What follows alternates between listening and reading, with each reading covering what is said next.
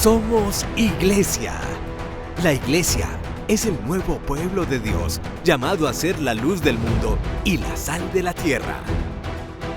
En los vibrantes y vertiginosos tiempos de cambio que vivimos, los bautizados somos los testigos de la vida nueva, de justicia, de unidad y de paz que Cristo nos propone, por la fuerza de la fe luminosa, la esperanza inquebrantable y la caridad ardiente. La Iglesia Católica, cuerpo vivo de Cristo, nos señala la única opción por la verdad y nos presenta el ideal existencial más alto: Jesucristo, modelo de verdadera humanidad y camino seguro de salvación y de vida eterna. Tú eres Pedro, y sobre esta piedra edificaré mi iglesia, y el poder del mal no triunfará sobre ella. Somos Iglesia.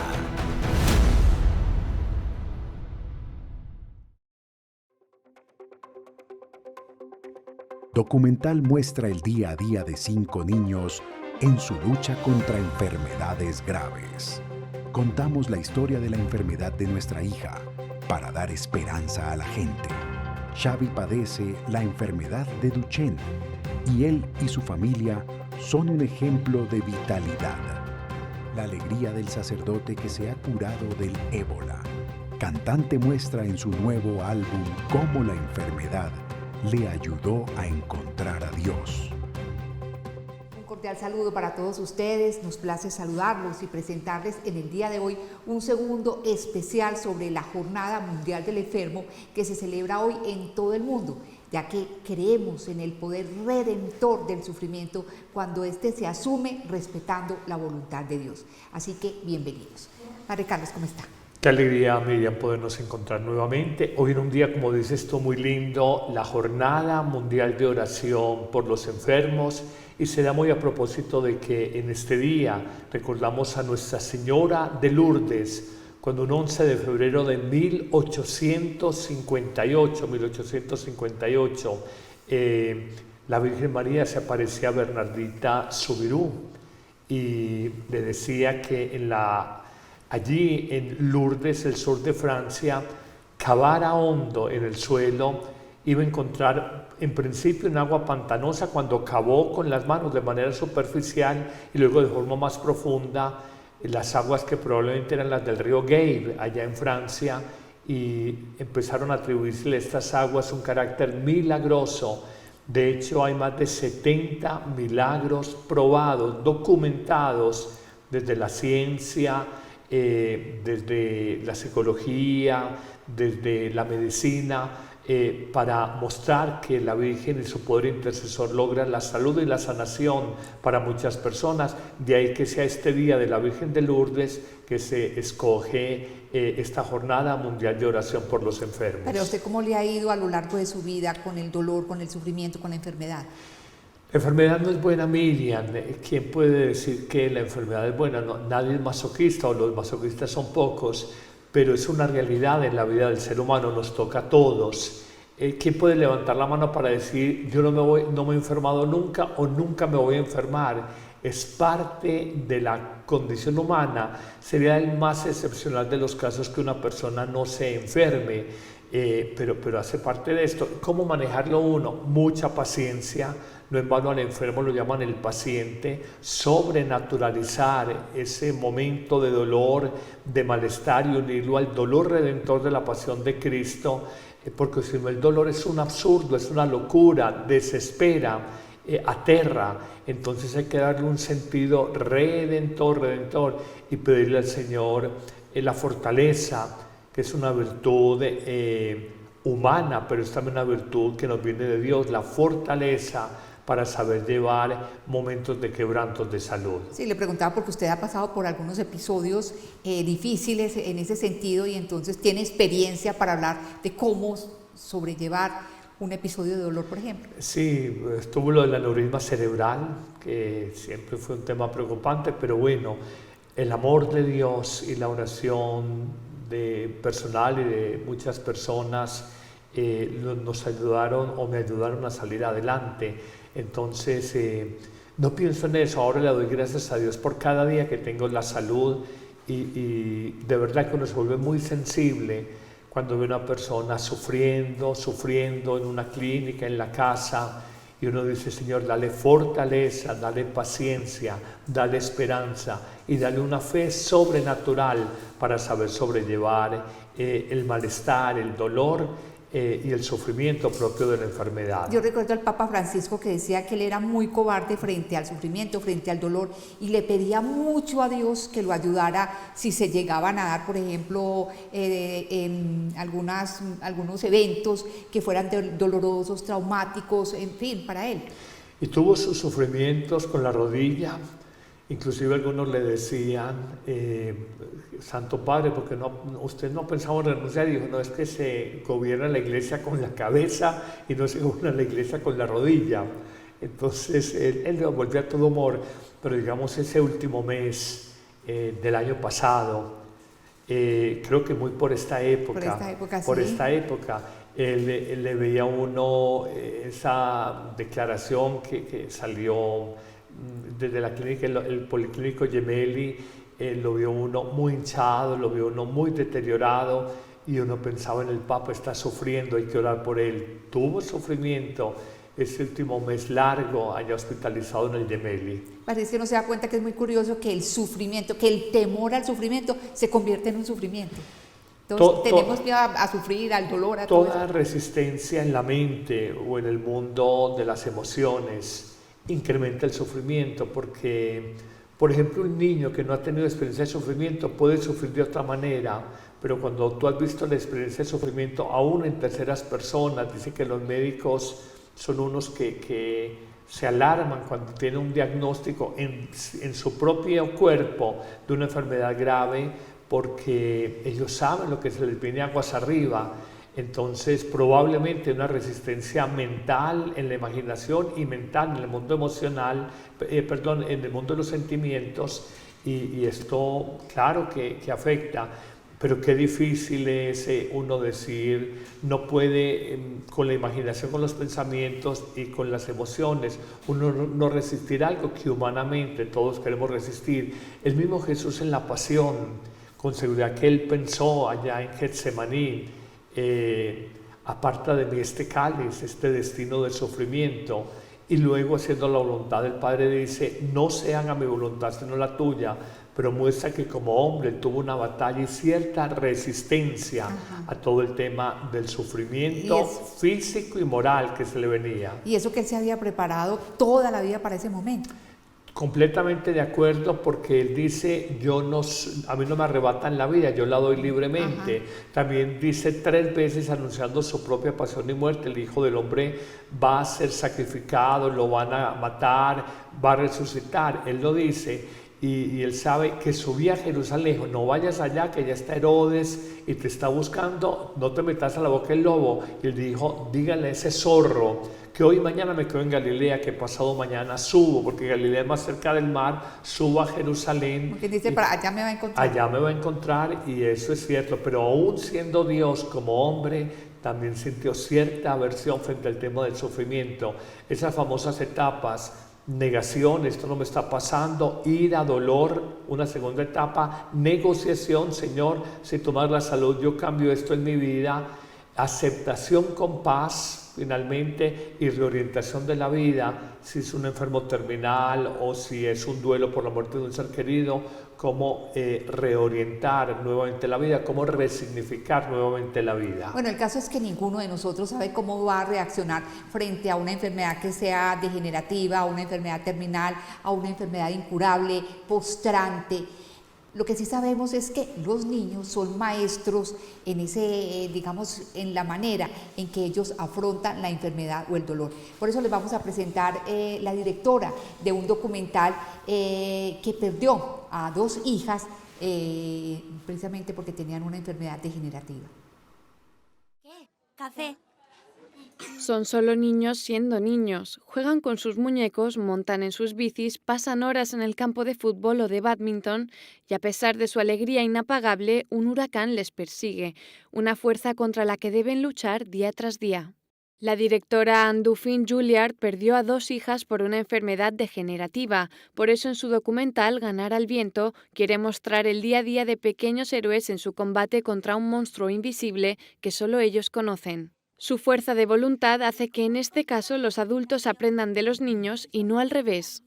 Han compartido durante 80 minutos una vida que no es la suya, pero que puede recordarle el niño que fue de pequeño, y eso me encanta. Y se acaba, cualquier día, la vida se acaba un día y vamos a pasar por varias cosas en esta vida.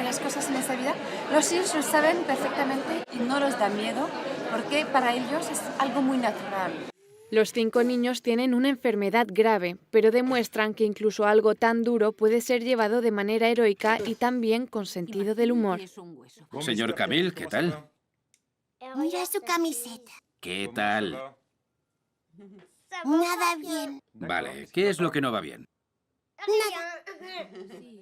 Mientras hacen las mismas actividades que el resto de sus compañeros, ellos valoran algo que otros pasan por alto, el presente. Sus perspectivas invitan al espectador a reflexionar con lecciones de perseverancia, vitalidad y dosis de felicidad. Parte de los fondos que se recaudarán con esta película se destinarán a 2 ONGs. El mensaje es claro, nada puede frenar la felicidad. Su directora espera que Ganar al viento consiga hacer llegar este lema al mayor número de personas posible. Alguien decía que paradójicamente los niños viven la enfermedad, el dolor de una manera muy saludable, muy natural, como decía la... Pues este documental, Ganar al viento, me parece que es muy dramático en el sentido de que la enfermedad de un niño es más dolorosa porque está empezando la vida. No es lo mismo cuando un anciano que ha vivido, que ha tenido un recorrido existencial, tiene una enfermedad terminal, a un niño que está apenas iniciando su proyecto de vida. Ganar al viento, ganar a la vida, ganar la carrera a la existencia. Muy diciente y también lo que dicen, los niños son aquí grandes maestros porque en el fondo nos están permitiendo descubrir algo. Ellos no tienen experiencia de sufrimiento, no tienen ese recorrido existencial, la muerte de un ser querido todavía. Entonces, como con cierta candidez, con cierta ingenuidad, afrontan una enfermedad y creo que nos pueden enseñar. Por lo mismo que decíamos al comienzo del programa, que a veces es toda esta programación mental y esta programación emocional la que nos lleva a que el sufrimiento sea más doloroso, porque empezamos a imaginar lo que se nos viene aguas arriba y, como decía un sabio sacerdote que conocí, no sufras por lo que no ha pasado aún y solamente está en tu imaginación. Bueno, padre, entonces, ¿por qué los adultos sufrimos más que los niños? ¿Será porque tenemos más conciencia de la muerte, porque tenemos pesos de conciencia, pueden haber miedos, pueden haber cosas que no se resolvieron a lo largo de la vida? ¿Usted qué dice, padre? Una muy buena pregunta, Miriam, y yo pensaría que de alguna manera ya hay experiencia cuando mueren los abuelos, siendo uno niño o adolescente, es el primer acercamiento a la muerte. Uno ve el sufrimiento de los papás cuando mueren personas cercanas. Yo recuerdo a mi madre, yo tenía unos 5 o 6 años visitando una tía, salimos de la casa de ella un domingo en la noche, llovía intensamente y pasó un carro y alguien cruzó la calle, era de a las 6:30, 7 de la noche, ya se había oscurecido y el carro, tal vez por la lluvia, pasó rápido, no alcanzó a ver el peatón, lo atropelló, vi que brincó, yo tenía unos 5 años, brincó por el aire y cayó sobre la calle, el pavimento. La gente gritó, lo mató, lo mató. Yo recuerdo que me abracé a la pierna de mi madre, estaba muy chico, a la pierna de mi madre, y mi madre me tapó con sus manos la cara para que no viera la persona atropellada. En el fondo, si uno no tiene experiencia de muerte, no vas a experimentar el sufrimiento. Es el decurso de la vida, el paso de los años que nos van acercando a la realidad. Existe la muerte, existe la enfermedad, existe la soledad, existe el dolor, existe la injusticia. Un niño no es permeable a eso y creo que mucha o buena parte de la carga de sufrimientos que tenemos se deben precisamente a esto, a que esa experiencia mental o emocional la acumulamos y entonces cuando ya vemos la realidad de una enfermedad nos programamos y de alguna manera viene un sufrimiento mayor. Para usted que ha conocido tanta gente a lo largo de su vida, ¿cree usted que de pronto afrontan mejor la enfermedad las personas que están cercanas a Dios, las que tienen digamos una buena relación con Él, que aquellas que han permanecido alejadas, que han sido disolutos, que han tenido una vida desordenada? Definitivamente. Yo recuerdo a un autor que yo a veces cito, Pepe Mujica, este famoso líder en Uruguay de las izquierdas en América Latina, que decía que era ateo, pero yo lo llamo el ateo más creyente porque todos sus discursos eran lecciones de humanidad y de espiritualidad más allá de que se dijera ateo. Y él decía una expresión, y lo digo porque lo dice un ateo, dice que él admiraba a los creyentes que porque manejan mejor el sufrimiento que la gente no creyente, y es verdad, el creyente sabe que hay una fuerza superior, un poder sobrenatural, amoroso, benéfico, que lo sostiene, lo apoya, le da esperanza. La persona no creyente simplemente está a merced de las fuerzas de la naturaleza, y cuando los médicos te dicen, mira, desde lo natural, desde los tratamientos ya no hay nada más que hacerte, no queda sino la desesperanza. De hecho, he conocido varias personas que han echado reversa atrás, por ejemplo, frente al suicidio asistido o frente a la eutanasia, por una consideración creyente. Dios puede hacer el milagro en tu vida. Y en sentido contrario, personas que no tienen una fe sólida en una realidad trascendente, amorosa, buena, benéfica, simplemente frente al dolor que les escandaliza, dicen no, practíqueme el suicidio asistido, pido la autorización para la eutanasia, porque ellos no entienden el sentido del dolor que le dio Cristo, el sentido redentor del dolor. Entonces, frente al dolor, que es un absurdo, se escandalizan y se quieren morir. Máteme, la autoaniquilación del no creyente. No me imagino a Cristo, miren Cristo, cuando le venía la paz, que le hubiera dicho a Pedro, practícame la eutanasia, porque me da mucho miedo que el sufrimiento que me va a venir con la captura, el encarcelamiento, los azotes, el desnudamiento, la crucifixión, la coronación de espinas en la cabeza. Él no pensó en nada de eso, le dio un sentido redentor al sufrimiento. Así es, y tenemos un matrimonio que cuentan cómo, respetando la voluntad de Dios, asumieron el que su hija naciera con muchas limitaciones, incluso con el síndrome de Down, y es una niña feliz. Anna y Gianluca son músicos y viajan por toda Italia contando la historia de su familia. Su vida cambió hace 10 años durante una revisión médica a mitad del embarazo. Durante la ecografía, de pronto el doctor se detuvo un momento y descubrió que al bebé le faltaba una parte del cerebelo. Les dijeron que su bebé padecía una enfermedad rara, el síndrome de Dandy-Walker. Junto a ese diagnóstico les comunicaron que la pequeña también tenía síndrome de Down. Nos planteó la posibilidad de abortar en una semana. Tú eres quien puede decidir si dar a luz a una criatura que puede sufrir toda la vida. La noticia les dejó en un mar de dudas y de miedo. No sabían cómo reaccionar ni tampoco a quién pedir ayuda. Esa noche creo que fue la más oscura de nuestra vida. Seguí rezando por dentro, buscando soluciones, respuestas. Y de pronto escuché la voz del bebé, de Lucy, como si estuviera gritando, me decía, juntas podemos salir adelante. Y sentí inmediatamente que mi respuesta tenía que ser un sí. Al ver la serenidad con la que me comunicó su decisión y la fuerza que había recibido, me sentí aliviado. A partir de ahí comenzó nuestra nueva aventura con la serenidad de la decisión que habíamos tomado. Desde entonces decidieron contar su historia en un blog para dar tranquilidad a personas que atraviesan situaciones similares. Es El Mundo de Lucy y cuenta el día a día de esta niña desde hace más de 10 años. Es una niña fuerte, feliz, trae mucha felicidad. Cuando la vemos, cuando estamos con ella, nos transmite mucha energía, nos obliga a vivir plenamente cada instante presente. Es una niña como las demás, pero tiene una profundidad espiritual que le conduce a buscar el contacto con otros, a buscar a la gente cuando tiene problemas. Se aprende mucho de ella. Muchas veces hay situaciones en las que huyes de los demás, pero ella, por ejemplo, siempre busca el contacto personal. Se lo digo desde que es pequeñita. Tú has venido al mundo para traer luz y serenidad. La llegada de la pequeña Lucy a sus vidas les ayudó a ponerse a disposición de los demás para contar cómo les ha cambiado. Y como su mundo es la música, han diseñado este concierto en el que cuentan su historia. Un espectáculo que les ha llevado por Italia y por varios países de Europa. Música para cambiar el mundo. Como veíamos, la niña nació con el síndrome de Down y el síndrome de Donnie-Walker, que se caracteriza, entre otras cosas, en la infancia porque los niños presentan hidrocefalia, distrofia muscular, problemas oculares, en fin, muchas limitaciones. Y sin embargo, veíamos una niña muy contenta, muy feliz, como cualquier otra. Aquí hay dos cosas que me parece importante resaltar, Miriam.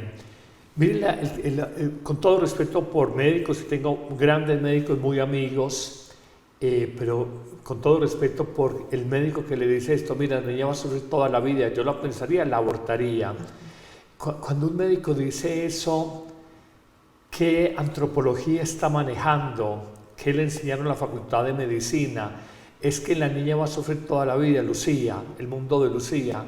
Yo le preguntaría al médico con todo respeto, muéstreme un solo ser humano, no dos, uno solo en esta tierra, riquísimo, millonario, famoso, exitoso, que no tenga sufrimientos. Entonces, es una antropología irreal decir, esta niña va a sufrir toda la vida, entonces abórtela. Y es un criterio a veces muy manido cuando viene una persona con alguna insuficiencia o deformación o enfermedad y le dice, no lo tenga, porque parece que estratificamos seres humanos de primera categoría y de segunda categoría, ciudadanos de primera clase y ciudadanos de segunda clase. Creo que habría que revisar esa antropología, sobre todo lo que enseñan en las facultades de medicina, diciéndole, esto es una persona que no merece vivir, es una persona que no tiene derecho. Y lo segundo, he conocido varios matrimonios que me dicen en el decurso del embarazo de la madre, me dice ella, padre, viene mi niña como con síndrome de Down. Al principio hay un choque, al principio hay una crisis, al principio hay un momento de sacudida fuerte, pero luego cuando nace la bebé, cuando empiezan a amar la bebé, cuando la ven crecer, cuando se dan cuenta que una niña, por más que tenga síndrome de Down, es tierna, es sensible, es amorosa, es alegre, es cercana y tiene otras potencialidades distintas de los niños, entre comillas, normales, aprenden a decir estos papás, qué bendición de Dios ha sido esta niña Down porque nos ha hecho más humanos, más tiernos, más cercanos, es muy amorosa, percibe claramente quién le acepta y quién le rechaza, de manera que lejos de lo que de pronto puede decir algún miembro del mundo de la salud, traen grandes alegrías a las familias, pero también los papás es un aprendizaje porque aprenden a descubrir, a mirar la vida de otra manera, no simplemente los hijos para que sean alguien en la vida, muy exitosos económicamente, muy exitosos profesionalmente, sino que aprenden a valorar a la persona no por su reconocimiento o estatus social, económico, laboral, profesional, sino por su ser de persona. Y esto es un aprendizaje conjunto, no solamente de la bebita Down, sino de los papás que le están acompañando. Lo que usted acaba de decir es totalmente cierto, padre Carlos, porque yo tuve una hermanita que nació con síndrome de Down y lo que usted dijo, pero así puntual. Y pensaba, padre, con respecto a los médicos que aconsejan a los papás en estos casos difíciles antes del parto, que la mamá aborte. Esto yo creo que sea más de lo que creemos, padre, muchísimo más de lo que creemos y en todas las partes del mundo. Totalmente, porque como llegó a decir en su momento el Papa Francisco, estamos en la cultura del descarte. En la cultura usted es útil y mientras es útil sirve y es incluido.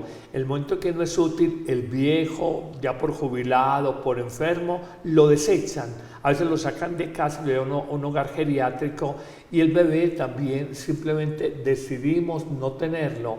Pero es vuelvo a decir, no es una antropología utilitarista, una antropología deformada, una antropología vacía y vaciada de humanidad. Y no podemos nosotros, no somos Dios para decidir quién vive y quién muere. En atención, así viene con algún tipo de limitaciones, que todas las tenemos, unas visibles, otras invisibles. Todo el mundo, nadie es perfecto, nadie está al 100% en su top emocional, afectivo, psíquico, intelectual, de coeficiente intelectual. Todos tenemos limitaciones, entonces es aprender cómo a mirar con más humanidad a los seres humanos. Padre Carlos, y yo pienso que con el paso del tiempo la humanidad se ha vuelto menos tolerante al dolor, donde uno piensa, ¿dónde quedaron los estoicos de antes? Los abuelos de nosotros pasaban por unas enfermedades, incluso sin tomar, que no tenían ni drogas, no tenían todos los recursos que nosotros tenemos a la mano y salían adelante. Y en cambio ahora la gente se siente morir por cualquier cosa. En la sociedad del bienestar, el malestar es mal visto. En la sociedad del bienestar, hoy queremos simplemente comodidad, confort, estar bien con el entorno. Curiosamente la gente cultiva mucho el bienestar, pero no el bien ser, el estar bien conmigo mismo. Entonces el malestar con el entorno, con la familia, entonces viene... No quiero este bebé, lo aborto. No quiero este matrimonio, me divorcio. No quiero esta persona al final de la vida, la eutanasia. Al principio de la vida, aborto. En la mitad de la vida, el divorcio. Al final de la vida, la eutanasia. Repito, es una mentalidad muy utilitarista, muy de desechar. Y el ser humano hoy especialmente se escandaliza frente al misterio del sufrimiento. Y olvidamos que la religión más extendida en el mundo, el cristianismo, la religión más importante en los países más desarrollados del planeta, Occidente, es una religión que nos habla de un crucificado que nos salvó desde el misterio del dolor. Asumiendo el dolor, redimió nuestro dolor. Asumiendo el dolor, redimió nuestro mal personal. Y esto es algo que al ser humano hoy en su racionalidad, en su lógica del pragmatismo, de la vida no le resulta fácil de comprender. Es un escándalo. Mientras más caminamos hacia el bienestar, menos tolerancia y un nivel más bajo para soportar cualquier tipo de dolor. Y cuando viene la salida fácil, me autoaniquilo, me autodestruyo, como en los caseros o videodiscos de Misión Imposible. Su misión es aceptarles esta y este mensaje se autodestruirá en 15 segundos. Nos autodestruimos porque nos escandaliza hablar del dolor, cuando el dolor es parte integrante de la vida. ¿Cómo nace un bebé? Se forma con amor por una madre y el amor de un padre que aportó, pero se tiene con dolor. Un parto es doloroso, de ahí en adelante habrá dolor hasta el final de la vida, y hoy queremos, con una falta de realismo, negar que hay dolor en la vida del ser humano. Y prácticamente todos los niños nacen llorando, padre. Todos los niños nacen llorando. Y hay algo que me llama mucho la atención, padre. En Europa hay muchos países que están ad portas, es decir, es cuestión de nada que van a aprobar el que la eutanasia sea para todo tipo de persona que lo desee. Hoy en día se aplica a personas con enfermedades terminales, adultos mayores que lo solicitan, pero viene que hasta un niño, si quiere, puede pedir la eutanasia. Y te dicen también que si tienes una enfermedad que tú sientes que no puedes soportar, pero entonces no hay aprendizaje para manejar el dolor. Entonces, en esa mentalidad estudiámonos. Acabar con la pobreza no es acabar con la pobreza en sí mismo, es acabar con el pobre. Ajá. Acabar con el dolor no es acabar con el dolor mismo, es acabar con el doliente. Eso es un absurdo antropológico. Bueno, y frente a todo esto que acabamos de hablar, es bueno conocer el testimonio de Sabi, quien está pasando por una enfermedad realmente terribles, y sin embargo vean ustedes la fe y la vitalidad con que afronta este mal. Xavi Argemí tiene 26 años. A los 3 le diagnosticaron la distrofia muscular de Duchenne, una enfermedad degenerativa progresiva que le impide moverse libremente. Y ahora estoy en el momento en que estoy en silla de ruedas, solo puedo mover las manos un poquito, justo para conducir y para escribir por WhatsApp o email y para usar el ordenador. Y además me tengo que alimentar por sonda. Los Argemí son una familia de 9 hermanos. Siempre han cuidado de Xavi y su madre se ha ocupado de él. La verdad es que él aquí sentado en la silla llega mucho más lejos que yo que me muevo para aquí para allá. Xavi dedica a sus sobrinos de 1 y 3 años el libro en el que cuenta su experiencia vital, Aprender a morir para poder vivir. El éxito del testimonio ha llegado hasta el Papa, que en junio le dedicaba estas palabras de agradecimiento. A Xavi, con mi bendición y mi gratitud por su testimonio, y pidiéndole que rece por mí, Francisco. También futbolistas como Piqué han quedado muy conmovidos y agradecidos por la historia de Xavi. Que vale la pena vivir el día y valorar todo lo positivo que tenemos ver. Sus amigos son como parte de su familia y se sienten inspirados por Xavi en todos los ámbitos de la vida. Es estar cerca de él, de Xavi. Xavi es el que les da esta humanidad y los anima y claro, dices que te anime uno que está sentado en la silla de ruedas, que no se mueve. Xavi es un ejemplo de superación para todas las personas que padecen una enfermedad, pero también para las que no. Es que debe ser terrible uno tenerse que alimentar bajo una sonda o estar sometido a lo que puedan hacer los demás por uno. Pues esas son cosas que realmente a uno lo impactan y lo inquietan. Sin embargo, padre, hablábamos alguna vez de pronto en el programa anterior de que el Señor permite la enfermedad, pero da la gracia especial para vivirla, ¿no? Total, Dios no permite pruebas superiores a las propias fuerzas. En lo humano a veces sentimos que no vamos a ser capaces, pero luego al final descubrimos que sí, que lo pudimos. Y hay una regla general, habrán excepciones, pero hay una regla general, Miriam, y es que una enfermedad progresiva, degenerativa, cambia tu perspectiva de la vida. He conocido no pocas personas que quieren un nivel de maduración humana, de maduración espiritual, de maduración afectiva, de maduración emocional con ocasión de una enfermedad. El aparente mal de la enfermedad nos hace más pacientes, lo hablamos ahora, la paciencia, nos hace más humildes, nos hace más maduros, nos hace más humanos, nos transforma interiormente, pero sobre todo nos pone de cara a Dios. Habrán excepciones. Stephen Hawking, y la película que sacaron de él, el famoso físico británico, algunos dicen que hasta el final negó la existencia de Dios. Otros dicen que no, que hay documentos privados donde él reconoce que hay un Dios que lo trasciende y lo supera, porque tuvo un dolor muy grande. El amor de su vida, la mujer que él amó al final, lo ha dejado. Tal vez, no sé, cansada de acompañarlo en su enfermedad o en su temperamento, vaya usted a saber, porque esa gente cuando es muy inteligente es de temperamentos no fáciles de llevar. Esta puede ser una excepción que confirma la regla, pero en la mayoría de la gente la enfermedad es absolutamente transformadora. Y voy a decir una palabra que puede resultar escandalizante. Una frase que espero que estén sentados, porque si no están sentados de pronto se van a caer. Espero, pónganse sentados en el sofá, no estén de pies. Estoy convencido de algo y lo vamos a entender en la vida eterna. Detrás del sufrimiento, detrás del malestar del sufrimiento, detrás de la falta de salud del sufrimiento, hay misteriosamente un amor preferente de Dios. Los enfermos fueron los preferidos de Jesús, tanto que si algo hizo Jesús el Cristo en esta tierra, cuando pisó la faz del mundo, fue sanar ciegos, sordos, mudos, leprosos, paralíticos, epilépticos, hemorroísas, enfermos de hidropesía. Algunos dicen exorcizar del mal, de manera que uno ve que Jesús fue un hombre completamente compadecido del sufrimiento humano y lo sanó, pero todas estas personas salieron renovadas, hubo un encuentro con Dios en ellas a partir de la enfermedad.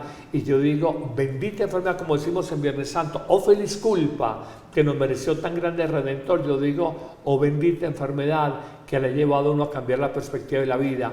Cuando tú has gozado de abundancia de salud, perdóname, la gente es más arrogante, es menos humana, es menos sensible, es más autosuficiente, más prepotente, es más de mirar la vida en categorías humanas.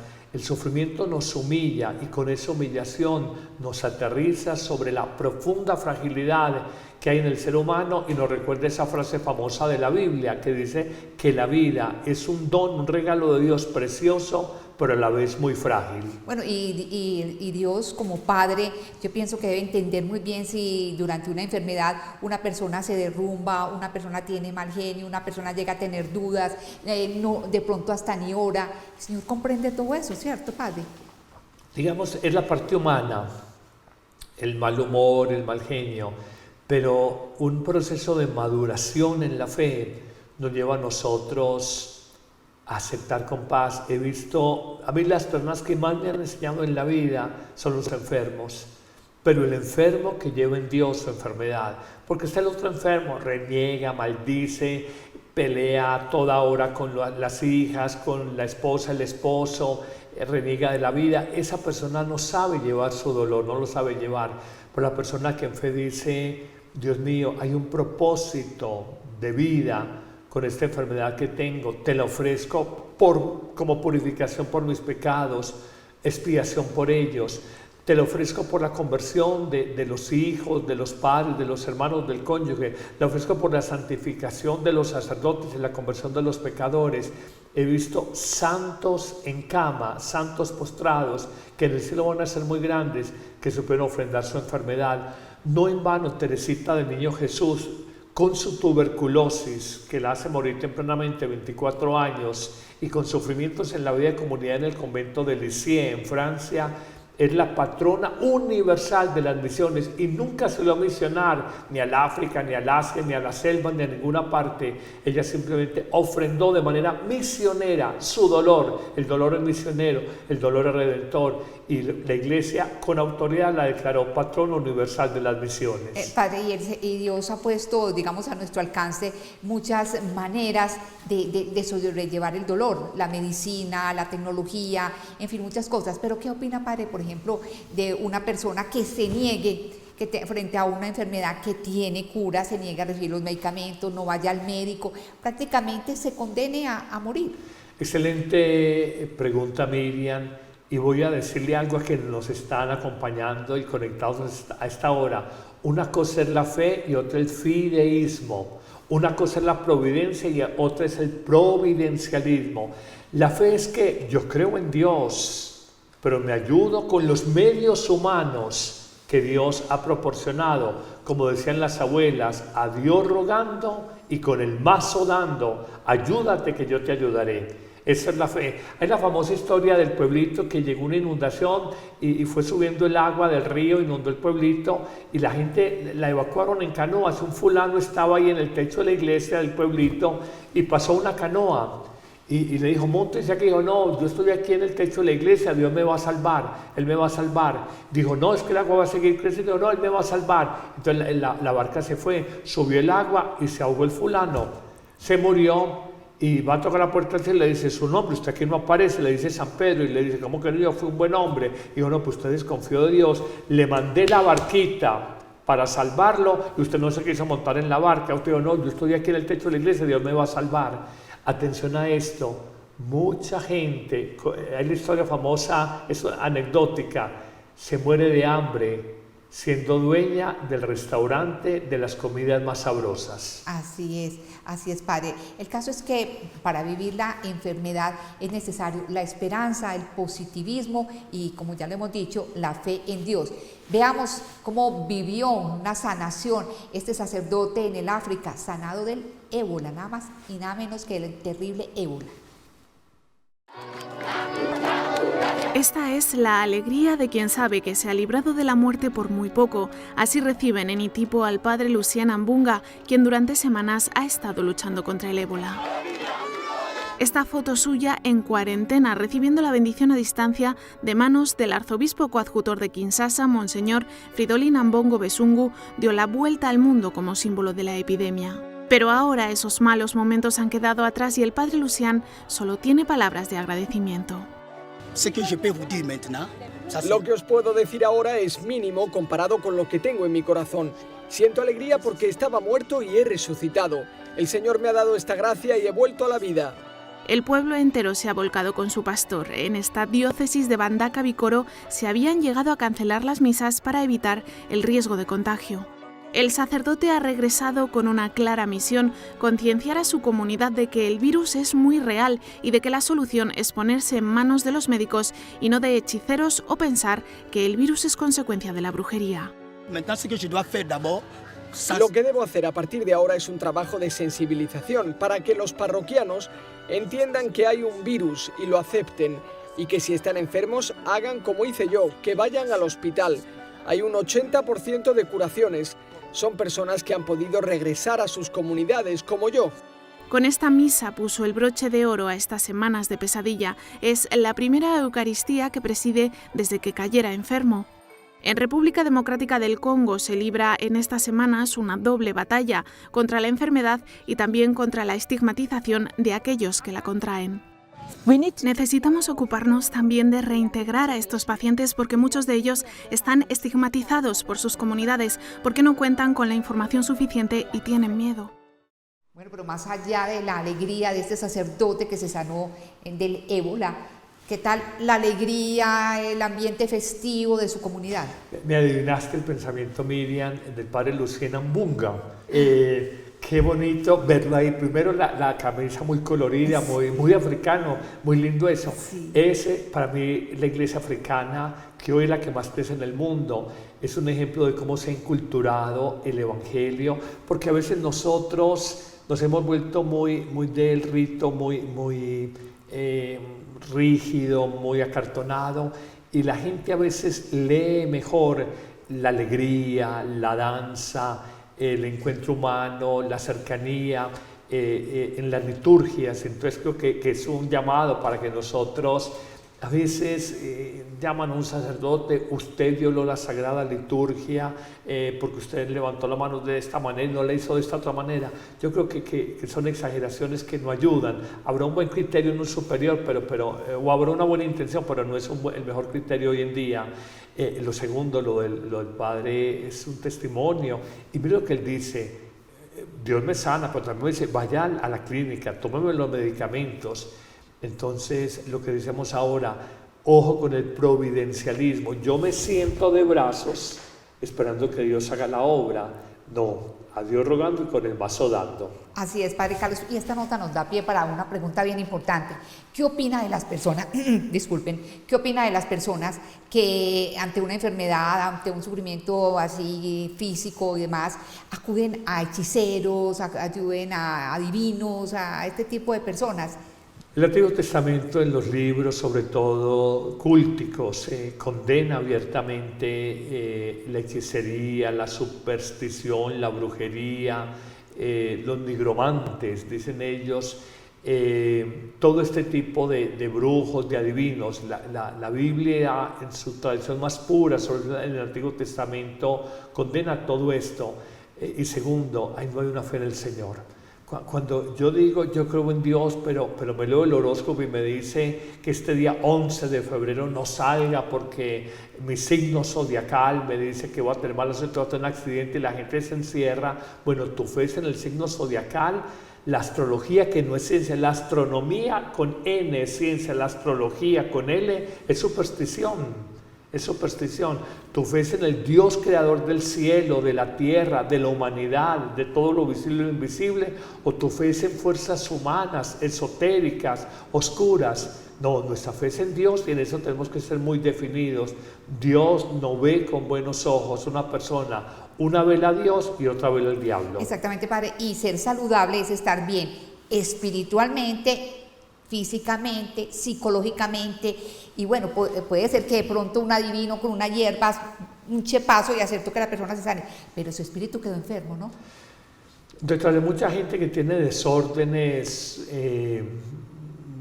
en el mundo interior hay personas que han estado en ritos de tabla ouija, que han estado en sesiones de espiritismo, que han estado visitando adivinos, brujas, estas bebidas ancestrales que hoy tenemos personas que casi las idolatran. Vemos gobernantes que antes de posesionarse como tales van allá y les hacen saumerios y riegos y no sé qué. Yo digo, uy, y luego lo de uno en la Eucaristía Católica y yo digo, por Dios, estos políticos, una vez a Dios y otra vez al diablo. Así es. Y bueno, y otra pregunta que va relacionada. ¿Qué opina de las personas, Padre Carlos, que ante una enfermedad van a todos los especialistas que sean, psicólogos, en fin, buscan, pero a Dios lo dejan de último? Es decir, es el plan Z, cuando ya no hay nada más que hacer. Es una fe muy pobre.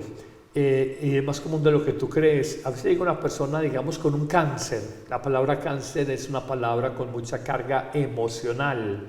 Cuando a ti te diagnostican cáncer, la gente ya se imagina el cofre funerario, se imagina la misa transmitida por YouTube allá en el entierro y no sé qué, en cámara ardiente. Entonces la gente viene y le dice, ay padre, ya estuve donde tal médico, luego el oncólogo, estoy en tratamientos paliativos. Ay, será buscar a Dios. Entonces yo cuando digo, será buscar a Dios como el último recurso, el recurso Z, yo les digo, mira, el primero que está buscado fue a Dios. Porque a veces la gente no lo hace por mal. Padre, yo sé que me va muy bien, estoy en manos del mejor oncólogo de Medellín. Y yo digo, seguramente que es un gran médico, un gran profesional, un gran científico, pero es un hombre. Es un hombre, como cuando uno le dicen algo, padre, que es que usted es el que me va a dar esto, y yo que te voy a dar nada, yo soy un pobre hombre, pues usted es sacerdote de Cristo, pues no soy Cristo, soy sacerdote de Cristo, soy un pobre hombre, créele a Cristo, confíate a Cristo, todo te vienes de Él, de nadie más. Entonces no podemos, ni que el proceso judicial, el mejor abogado, no sé qué, ni abogado, ni médico, ni sacerdote, aunque tenemos un don muy grande de perdonar los pecados y traer a Cristo al mundo, pero nuestra fe es cristocéntrica, no es en los hombres, es en el Hijo de Dios. Y es una realidad, en el hecho donde muchas personas pasan una enfermedad, tienen encuentros maravillosos, extraordinarios con Dios, como lo relata una cantante quien a través de una enfermedad, o a raíz mejor de una enfermedad, se encontró con el Señor.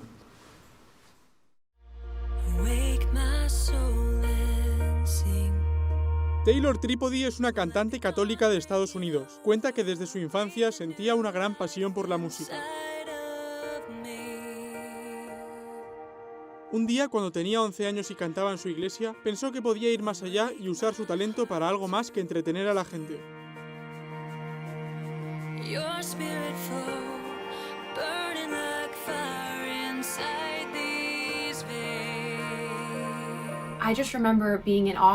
Recuerdo que me asombraba el hecho de que podía sentir la presencia de Dios muy profundamente mientras cantaba alabanzas. Creo que en ese momento me di cuenta de que la música era lo que quería hacer el resto de mi vida. Con su música busca recordar a la gente el amor de Dios y la intensa relación que sigue teniendo con la humanidad. Todo esto viene de lo poco que tengo y lo que necesito al Señor. Lo que trato de transmitir a través de mi música y a través de las canciones y las letras que escribo es este intenso vacío y esta intensa necesidad de Dios y su modo de ser tan bueno y tan fiel incluso cuando yo no lo soy. Taylor Tripodi ha lanzado recientemente un nuevo álbum, Awakening. La idea surgió a raíz de unas lesiones vocales que sufrió la cantante. Cuando atravesó ese momento de dificultad, pensó que su carrera profesional como cantante había acabado. Sin embargo, durante ese periodo de tristeza, Taylor dice que descubrió cuánto la amaba a Dios.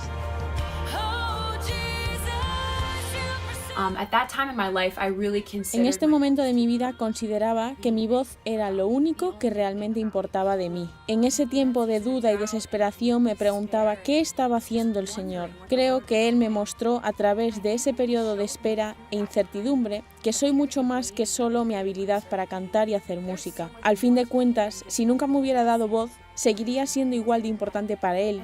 Y no solo eso, sino que seguiría amándome a pesar de todo. Espera que su nuevo álbum ayude a la gente a darse cuenta de que no importa en qué momento de la vida estén o si están pasando por periodos difíciles de dolor y sufrimiento, porque Dios ama y comprende siempre.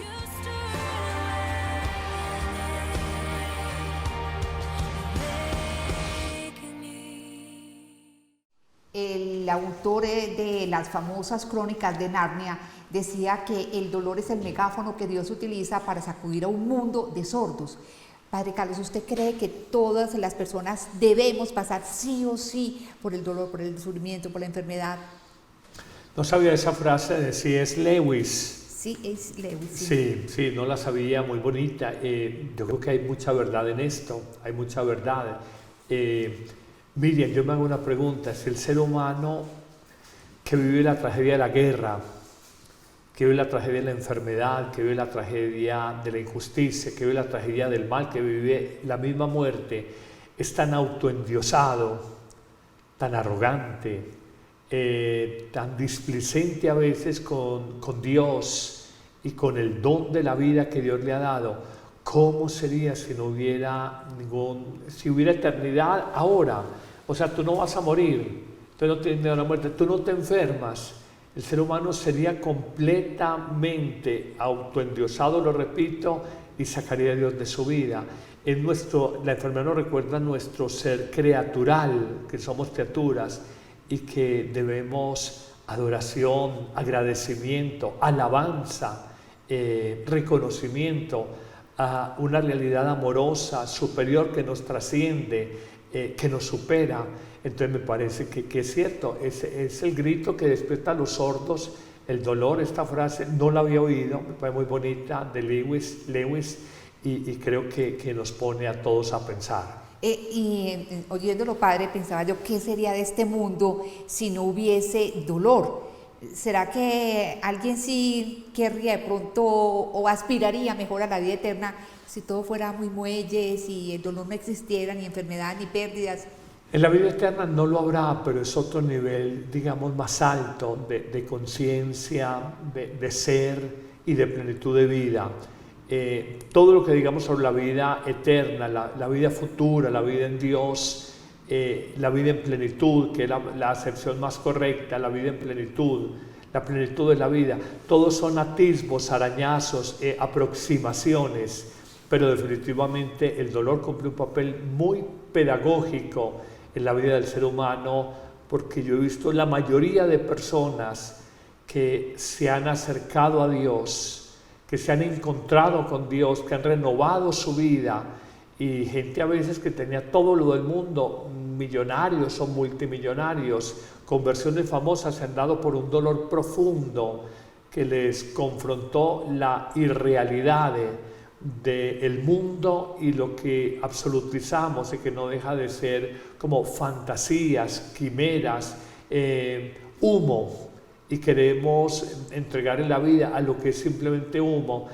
El mundo hace eso, vender humo. Esta es la felicidad suya, la riqueza, el placer, la fama, el conocer, los viajes, el sexo, no sé, es lo que nos vende el mundo, humo. Pero una persona cuando adquiere un poquito de sabiduría y sobre todo el dolor la aterriza en su ser de criatura, aprende a trascender a una dimensión más alta de su vida, y normalmente viene a ese encuentro con Dios. El padre Francisco, y volviendo al Papa Francisco, decía que cuando visitaba a los enfermos y encontraba personas que habían vivido muy saludablemente su enfermedad, hablaban de que habían tenido la presencia de ángeles, es decir, a través de un médico, a través de una enfermera, a través de una asistente social, en fin. ¿Usted sí cree en esto, padre? Totalmente, ¿Son ángeles? Totalmente. El ángel no es solamente, el ángel no está, como define el catecismo de la Iglesia, pertenece al mundo de lo invisible, de las criaturas invisibles, que decimos que en Dios Padre Todopoderoso, creador de cielo y de tierra, de lo visible y lo invisible, estos seres espirituales, puros, inteligentes, que sirven a Dios, que dan gloria a Dios y que son mensajeros de Dios para los hombres. No hablemos simplemente de los ángeles como la iconografía nos ha planteado, como seres alados, el ángel guardián, el ángel protector, sino hablemos de esos ángeles de carne y hueso, un buen médico, un buen amigo, una buena madre, un buen hermano, un buen sacerdote, una buena religiosa, un buen ser humano, son ángeles en momentos de prueba y de dolor para la vida de uno. Qué bueno sería un mensaje suyo de pronto para tantas personas que en este momento nos están viendo y están pasando por experiencias de dolor difíciles, personas de pronto que estén en hospitales, en centros médicos, todos estos colombianos que no están obteniendo sus medicamentos, que ven que la vida se les está pagando poco a poco y el Estado y el gobierno no está haciendo nada. A ver, un mensaje, padre.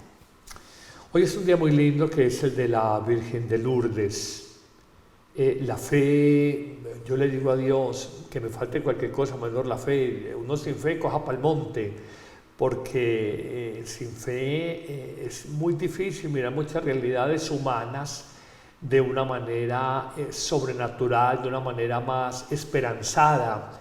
Entonces yo los invito, sé que hay una crisis del sistema de salud en nuestro país, sé que hay escasez de medicamentos, no entramos a hablar de temas políticos y el gobierno no solo la realidad eso. Puntual. La realidad puntual, y yo diría, frente a todo esto, entiendan, y vuelvo a repetirlo, un enfermo es un amado por Dios de una manera privilegiada que solo vamos a entender en la vida eterna.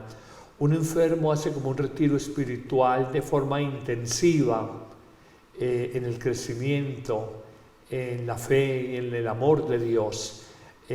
No es gratuito, no es vano, no es vacío que Cristo nos haya salvado no por un decreto divino o no por una bendición, sino que nos salvó desde el sufrimiento moral de la cruz, desde el dolor físico, de los azotes, la corona de espinas, los clavos en manos, pies, la lanza en el costado, su sangre, la humillación que vivió.